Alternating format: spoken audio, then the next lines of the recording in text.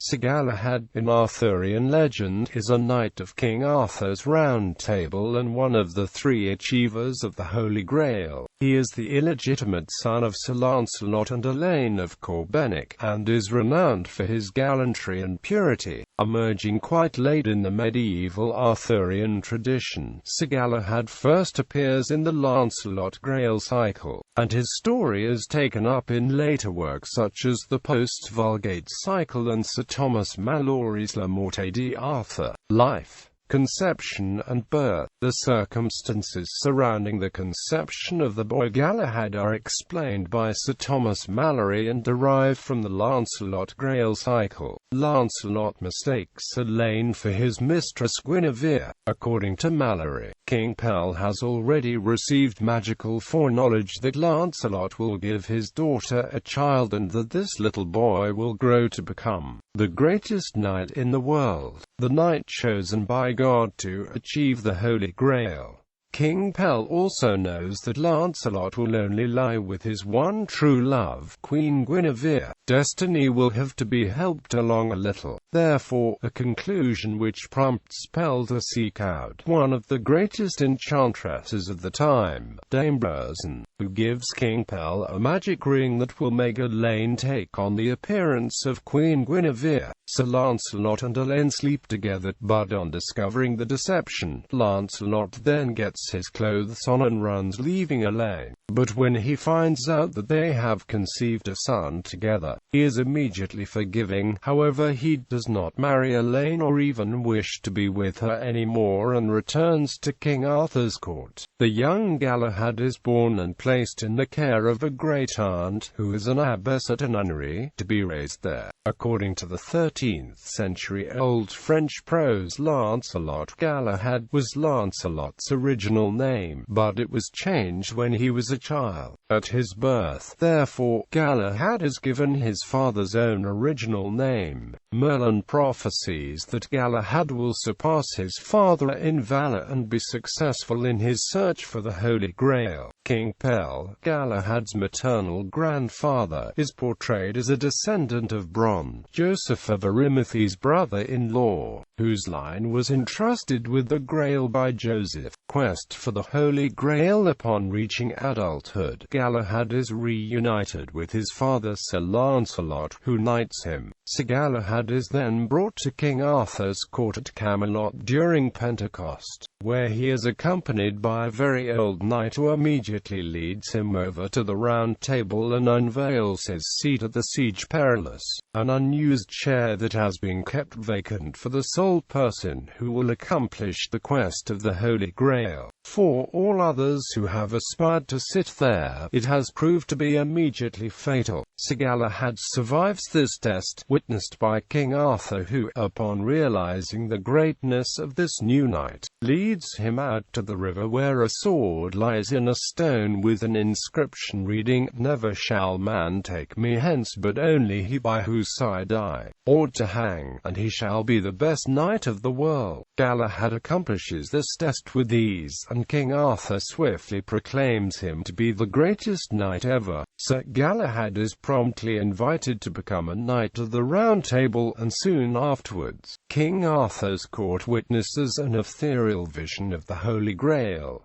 The quest to seek out this holy object is begun at once. All of the knights of the Round Table set out to find the Grail. Galahad for the most part travels alone, smiting his enemies, rescuing Sir Percival from 20 knights and saving maidens in distress, until he is finally reunited with Sir Bors and Sir Percival. These three knights then come across Sir Percival's sister, who leads them to the Grail ship. They cross the sea in this ship, and when they arrive on a distant shore, Percival's sister is forced to die to save another. Sir Bors departs from the company in order to take her body back to her own country for a proper burial. After many adventures, Sir Galahad and Sir Percival find themselves at the court of King Pell and Eleazar, his son. These men are very holy, and they bring Galahad into a room where he is finally allowed to see the Holy Grail. Galahad is asked to take the vessel to the holy city Sarras. Ascension to heaven. After seeing the Grail, Galahad makes the request that he may die at the time of his choosing. So it is while making his way back to Arthur's court, Sir Galahad is visited by Joseph of Arimathea, and thus experiences such glorious rapture that he makes his request to die. Galahad bids Percival and Bors farewell, and angels take him to heaven, an ascension witnessed by Sir Bors and Percival. While it is not explicit that the Holy Grail is never to be seen again on earth, it is stated that there has since then been no knight capable of obtaining the Holy Grail.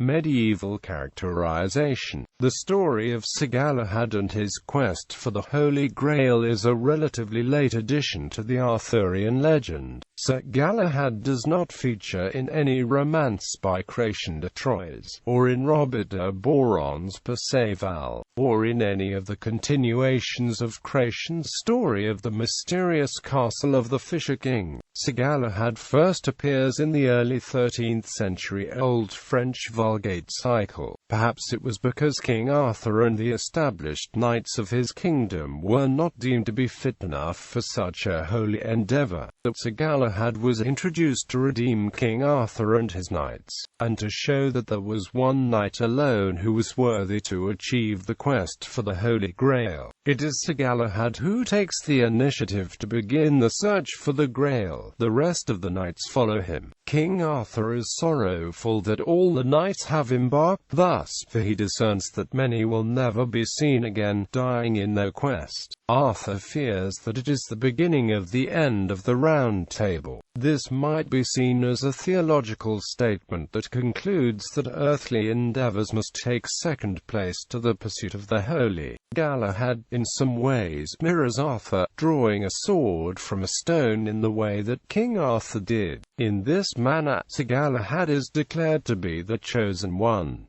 Victorian Portrayals. Alfred Lord Tennyson. In Sir Thomas Malory's La Morte d'Arthur, Galahad's incredible prowess and fortune in the quest for the Holy Grail are traced back to his piety. According to the legend, only pure knights may achieve the Grail. While in a specific sense this purity refers to chastity, Galahad appears to have lived a generally sinless life, and so as a result, he lives and thinks on a level entirely apart from the other knights around him. This quality is reflected in Alfred Lord Tennyson's poem, Sir Galahad. My good blade carves the casques of men, my tough lance thrusteth sure, my strength is as the strength of 10, because my heart is pure. Galahad is able to conquer all of his enemies because he is pure. In the next verse of this poem, Tennyson continues to glorify Galahad for remaining pure at heart by putting these words into his mouth: I never felt the kiss of love, nor maiden's hand in mine. Quote, Sir Galahad pursues a single-minded and lonely course, sacrificing much in his determination to aspire to a higher ideal. Then move the trees, the copses nod, wings flutter, voices hover clear, O just and faithful knight of God. Ride on, the prize is near. Tennyson's poem follows Galahad's journey to find the Holy Grail, but ends while he is still riding, still seeking, still dreaming, as if to say that the quest for the Holy Grail is an ongoing task. Unlike many other portrayals of the legend of Sir Galahad, Tennyson has Sir Galahad speak in the first person, gives the reader his thoughts and feelings as he rides on his quest, rather than just the details of his battles, as in Malory. William Morris. Sir Galahad's thoughts and aspirations have been explored as well by William Morris in his poem Sir Galahad, A Christmas Mystery, published in 1858. In this poem, written more than 20 years after Tennyson's Sir Galahad, Galahad is fighting an internal battle between the ideal and the human, believing that he is like God and that he is able to be a savior capable of imparting grace, following a dream in which he saves a dying knight with a kiss. Galahad isolates himself because he is a self-centered figure. Morris's poem places this emotional conflict at center stage, rather than concentrating upon Galahad's prowess for defeating external enemies. And the cold and the frost of a Christmas period serve to reinforce his chilly isolation. The poem opens on Midwinter's night. Sir Galahad has been sitting for 6 hours in a chapel, staring at the floor. He muses to himself, night after night your horse treads down alone a sere damp fern. Night after night you sit holding the bridle like a man of stone. Dismal, unfriended, what thing comes of it? 20th century. Thomas de Beverley. A poem by Thomas de Beverley published in 1925. The birth of Sir Galahad tells of the events leading up to the conception of Sir Galahad. His birth on a visit soon afterwards by Sir Bors to see Elaine and the baby Galahad. Sir Bors sees a vision of the Holy Grail whilst in a chapel with the baby and his mother. The poem begins with Sir Lancelot attending a banquet given by King Pelles, the father of Elaine. The king decides that he wants Sir Lancelot to lie with his daughter. De Beverley says that high God was urging him to this. He claims that God is behind the union of Lancelot and Elaine because he knows that from it, Galahad will be born. Galahad will be the best of Arthur's knights who should achieve the quest of the Sand Grail, which only they shall see whose lives are pure. No bravery is such a virtue as the Grail may gain. King Arthur and Sir Lancelot can never achieve this honor because their lives have not remained pure. Of the 3 knights who are untainted by sin, Sir Perceval, Sir Bors, and Sir Galahad, Galahad is the only one predestined to achieve this honor of attaining the Holy Grail. Novels. Edmund Wilson's story, Galahad, published in 1927, presents a humorous story about the attempted seduction of a virginal high school student by a debutante. In John Erskine's novel Galahad, enough of his life to explain his reputation. Galahad's main tutor for his knightly training is not his father Lancelot or King Arthur, but in fact Queen Guinevere. Erskine follows Malory's text through Galahad's childhood. Just as in Le Morte d'Arthur, Galahad grows up in the court of his mother Elaine and travels to King Arthur's court to be reunited with his father and to become a knight. When Galahad arrives at the court, Guinevere is upset with Lancelot because he does not want to be her lover anymore, and she takes an interest in the young knight, persuading him to go above and beyond regular knightly duties. At first Galahad seems content with just being an ordinary knight of the Round Table, going out on quests and saving maidens in distress. Guinevere is the main contributor to Galahad's destiny in this work. She says, "You'll waste your life if you don't accomplish something new, something entirely your own." This is Galahad's motivation to seek the Grail. Matt Cohen satirizes Galahad's virtuous character in his short story Too Bad Galahad. Cohen describes Galahad as the perfect knight who does no harm. In part, Galahad's virtue is a compensation for Lancelot's indiscretion. However, Cohen, instead of glorifying Galahad's virtuous character, makes it into a weakness. He writes that Galahad tried to swear and kill and wench with the rest of the knights, but he could never really get into it. Cohen's Galahad is not well liked by the other knights because he is so perfect and seems unapproachable. Cohen pokes fun at Galahad's calling by saying that his life would be wasted if he failed to remain pure and holy in order to be the bearer of the Holy Grail. Thomas Berger's Arthur X portrays Galahad differently. In most works, Galahad is depicted as an emblem of perfection. Berger shows Galahad's arrival to court in a more satirical light. Gawain comments that he cannot tell whether he is male or female. Berger shows that even though Galahad is in fact the greatest knight in the world, he does not appear to be. Appearance versus reality is a common theme throughout this novel. In most versions of the story of Sir Galahad, Galahad's death comes about after his greatest achievement, that of the Holy Grail. In Arthur X, however, Galahad is killed in a battle where he mistakes his own father Lancelot for a Saxon. Galahad is too weak and sleeps through most of the battle, and when he does wake up, he kills his father as well as being killed himself. Just like the Grail, perfection is unattainable. Only glimpses of the Grail and of perfection can be seen. Music. Joan Baez uses the legend metaphorically in her song, Sweet Sir Galahad, which is about the courtship of her sister. The band America mentions Galahad in the chorus for the song Tin Man. Josh Ritter has a song called Galahad, which jokes about Galahad's chastity and the virtue of his supposed purity. To the yet unknowing world, film and television. Galahad is portrayed by Michael Palin in Monty Python and the Holy Grail. His chastity and purity is put to the test when he finds a castle full of sexually charged nuns. Galahad is portrayed by Hugh Dancy in the 2004 action-adventure King Arthur. John Larroquette plays Jenkins, a character who was actually Sir Galahad, on The Librarians. Colin Firth plays Galahad in the 2014 film The Kingsman.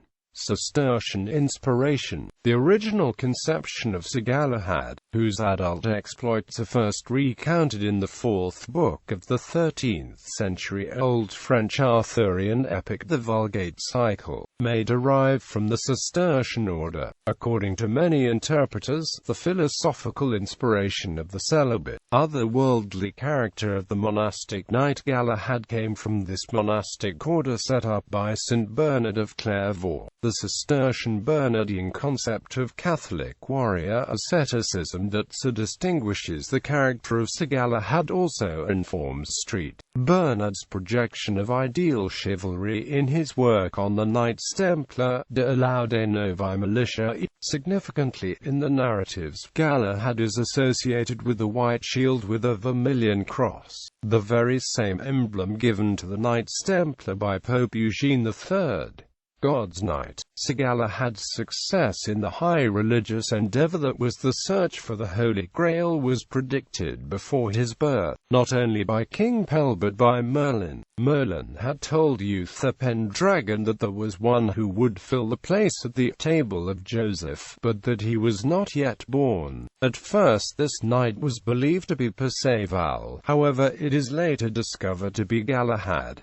Galahad's conception is later glossed by Malory, and so by enchantment won the love of Sir Lancelot, and certainly she loved him again passing well. Galahad was conceived for the divine purpose of seeking the Holy Grail, but Galahad's conception happened through pure deceit, under a cloak of deception that was very similar, in fact, to that which led to the conception of Arthur and of Merlin himself.